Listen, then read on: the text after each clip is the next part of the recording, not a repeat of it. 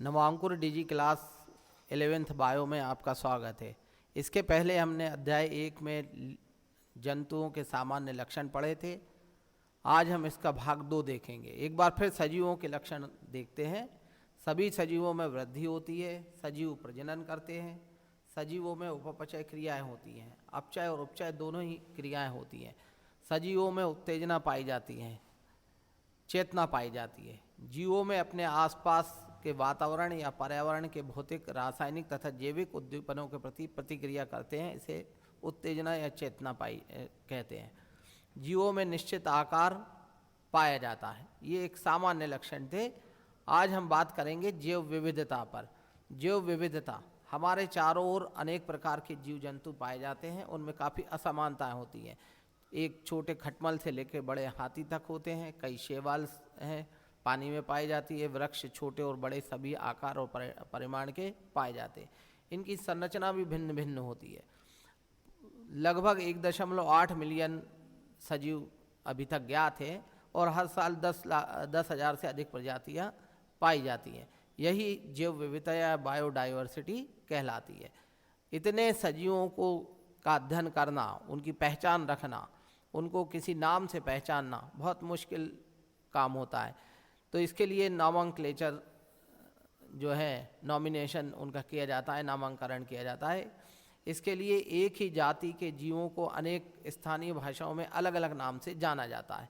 हिंदी में अलग नाम से जानते हैं, बंगाली में अलग नाम से जानते हैं।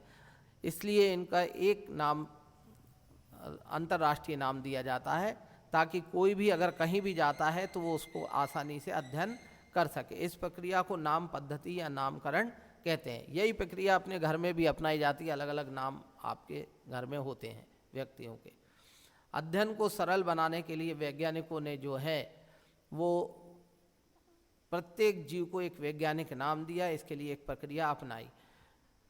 पादपों के लिए international code of botanical nomenclature जो है उसके द्वारा ये प्रक्रिया अपनाई गई थी। किसी जीव के नाम रखने के लिए महत्वपूर्ण नाम पद्धतियों को ध्यान में रखा जाता है।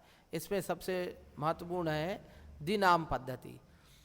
इस पद्धति के अंतर्गत या इसके प्रतिपादन जो है कैरोलस लिनियस ने किया था और इनके अनुसार प्रत्येक जीव का वैज्ञानिक नाम 2 शब्दों से मिलकर बना होता है, जिसमें पहला शब्द वंश का और दूसरा जो है वो जाति का होता है।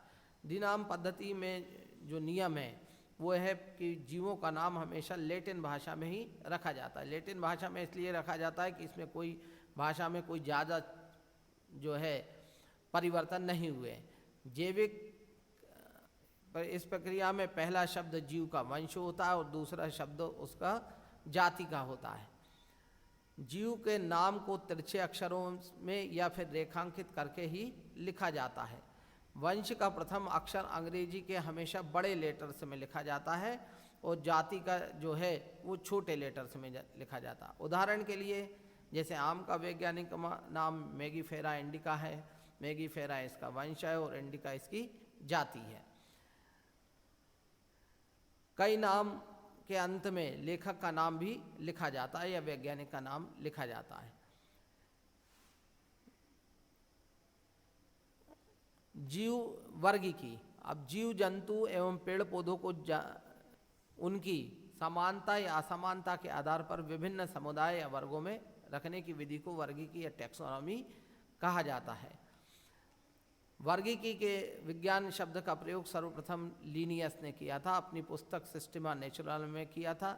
इसलिए कैरोलस लिनियस को जो है वर्गीकी का जनक या फादर ऑफ टैक्सोनॉमी कहा जाता है। जैव वर्गीकरण का उद्देश्य जो है जातियों को ऐसे वर्ग में व्यवस्थित करना जिनसे उनका नामकरण, पहचान, अध्ययन आसानी से किया जा सके। परिणाम स्वरूप उस वर्ग के एक जीव का अध्ययन करके उस वर्ग के शेष जीवों के लक्षणों के बारे में अनुमान लगाया जा सकता है। जैसे एम्फीबियन वर्ग में मेंढक आता है। मेंढक से एम्फीबियन वर्ग में जो भी जंतु पाए जाते हैं उनके सामान्य लक्षण का अध्ययन किया जा सकता है। तो हम हर वर्ग के एक जंतु का अध्ययन करते हैं।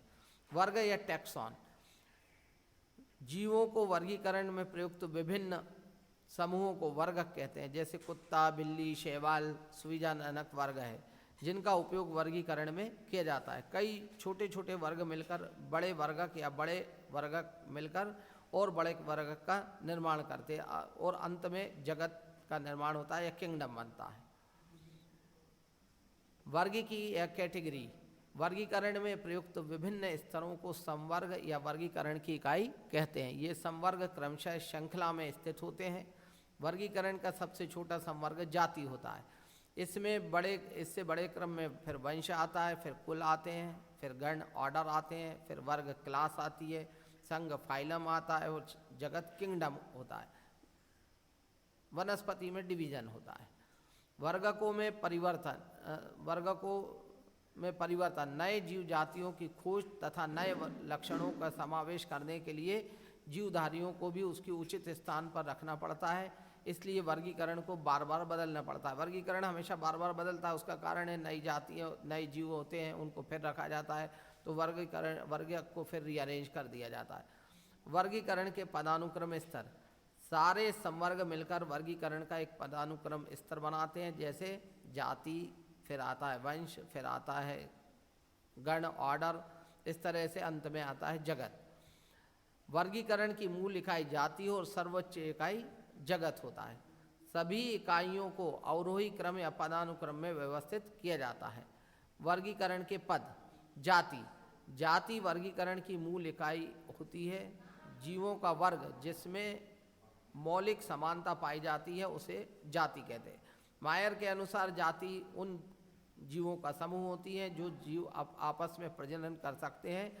हम किसी भी एक जाति को दूसरी जाति से आकार की विभिन्नताओं के आधार पर अलग कर सकते हैं। जैसे मैगीफेरा इंडिका आम एक उदाहरण है। वर्गीकी का अगला है वंश या जीनस। समान लक्षण वाले जातियां वंश में रखी जाती हैं। एक वंश की जाति दूसरे वंश की जाति से भिन्न होती है। जैसे सोलेनम वंश में आलू, बैंगन, टमाटर की जाति रखी जाती है। इसी प्रकार पैंथर में शेर तथा चीता को रखा जाता है। अगला है कुल, फैमिली। इस पद में समान गुण वाले वंशों को या जीनस को रखा जाता है। कुल के वर्गीकरण का आधार पौधों की कायिक और जनन गुण होते हैं। जैसे अगर हम पादपों में देखेंगे तो इनमें मुख्यतः कायिक और जनन गुणों के आधार पर इनका वर्गीकरण कुल में रखा गया। जैसे पौधे के 3 विभिन्न वंश होते हैं, सोलेनम, पिटूनिया, धतूरे को सोलेनेसी कुल में रखा गया। इसी प्रकार जंतुओं के वंश में पैंथेरा, शेर, बाघ, चीता, फेलिस, बिल्ली को फेनिडी कुल में रखा जाता है। गण, कई मिलते जुलते गुणों वाले कुलों को एक गण में रखा जाता है। जैसे पादप के कुल कॉर्नलेयुलेसी को सोलेनेसी को एक गण में रखा गया। एक गण पॉलीसोलिनियस में रखा गया था। इस प्रकार जंतुओं को फेलिडी तथा केबेडी गुण को कार्निवोरा गण में रखा जाता है।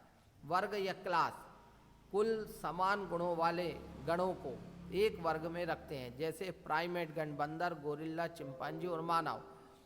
और कार्निवोरा गण शेर, चीता, बाघ, बिल्ली, कुत्ता को वर्ग मैमेलिया में रखा गया। फाइलम, कुछ विशिष्ट गुण वाले वर्गों को एक संघ में रखा जाता है। जैसे नोटोकार्ड, तंत्रिका, रज्जु वो क्लोम दरारें उपस्थित हो कई वर्गों को संघ क्वाड्रेटा में रखा गया। जगत, यह वर्गीकरण का उच्चतम संवर्ग होता है। आधुनिक वर्गीकरण के अनुसार सभी जीवों को 5 जगत में वर्गीकृत किया गया है। 5 जगत है मोनेरा, प्रोटिस्टा, फंजाई, प्लांटी और एनिमेलिया। जगत एनिमेलिया जंतु, संघ क्वाड्रेटा पृष्ठवंशी कशेरुकी आते हैं। वर्ग मैमेलिया मानव का वर्गीकरण है। बायोलॉजी को पढ़ने के लिए कुछ और इसकी आवश्यकता होती है। जैसे कुछ साधन है। एक है हर्बेरियम, वर्गीकरण की सहायक साधन जीव वैज्ञानिकों के पास सूचना, जैविक नमूने, प्रयोगशाला व संचय ग्रह होते हैं जो जीवधारियों को वर्गीकरण में सहायक होते हैं। ये वर्गीकरण में सहायक ये साधन कहलाते हैं और इनका उपयोग वर्गीकरण में किया जाता है। हर्बेरियम पौधों के नमूनों को सुखाकर, दबाकर, अभिरंजित करके यानी कलर करके, परिरक्षित करके, प्रिजर्वेटिव करके नमूनों को शीट पर सुरक्षित रखना हर्बेरियम कहलाता है। इसके लिए हमें कई स्थानों से नमूने एकत्रित करने पड़ते हैं, उन्हें सुखाया जाता है, वेस्कुलम के द्वारा उन्हें दबाया जाता है, कैल्शियम कॉपर सल्फेट और मर्क्यूरी क्लोराइड से उन्हें परिरक्षित किया जाता है और फिर उनको एक शीट पे लगाकर लेबलिंग की जाती है। हर्बेरियम शीट पर एक लेबल लगाया जाता है जिस पर पौधों को एकत्रित करने की विधि, स्थान, पौधे का अंग्रेजी में नाम, स्थानिक नाम, वैज्ञानिक नाम, कुल तथा एकत्रित करने वाले का नाम लिखा जाता है। वनस्पतिक उद्यान विभिन्न पौधों को उनके प्राकृतिक आवासों में संरक्षित किया जाता है। इस संरक्षित उद्यान को वनस्पति उद्यान कहते हैं। वनस्पति उद्यान में प्रत्येक पौधे पर स्थानीय व वैज्ञानिक नाम, कुल आदि लिखे होते हैं। पौधे को उनकी प्राकृतिक आवास में संरक्षित किया जाता है। इन संरक्षित उद्यानों को वनस्पतिक उद्यान कहा जाता है। वनस्पति उद्यान में उनके प्रत्येक पौधे पर स्थानीय वैज्ञानिक नाम आदि लिखे होंगे।